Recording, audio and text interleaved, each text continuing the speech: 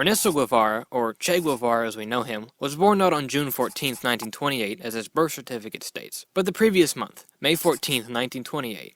His parents had his certificate date changed, as they weren't married when Ernesto was conceived, so they hid this fact in order to protect themselves from criticism.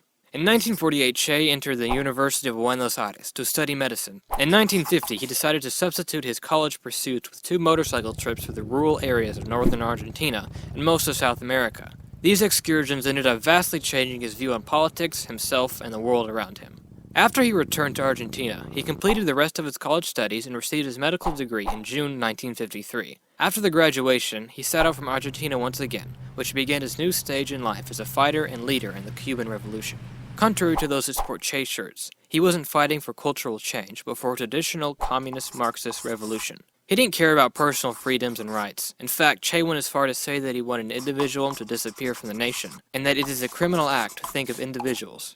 Yes, the government that Che helped overthrow was very bad, but he was just replacing it with another form that would censor and regulate its citizens and withhold their rights. After the Batista regime collapsed, Castro put Che in charge of the La Cabaña prison, supervising executions. Che oversaw executions of as many as 2,000 people while in command, and was given the name Butcher of La Cabaña. Not only low-ranking enemy combatants, but also people he suspected as spies, personal enemies, and deserters were all given swift trials and then executed, many by Che himself. The youth of today sport Che's image on shirts as a sign of rebellion, freedom, or revolution against the system. What they don't understand is that the very ideas they uphold are part of the system that Che wanted to abolish.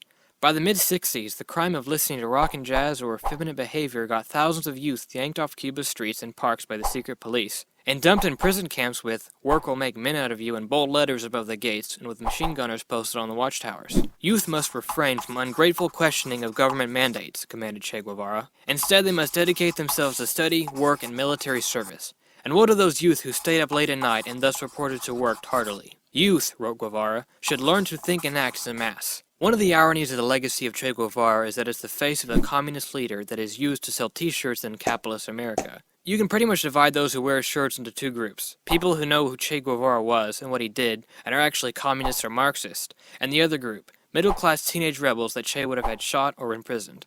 After years of fighting, Che surrendered and was captured on October 8, 1967 in Bolivia. Contrary to traditional lore, he was armed and still had a full clip in his gun when he surrendered.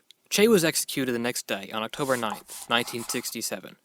With his hippie hair and revolutionary beard, Che is the perfect icon for the 60s mentality. If only those who glorify him today would see through the fog and realize the horrible things he did. So ends the history of Ernesto Che Guevara.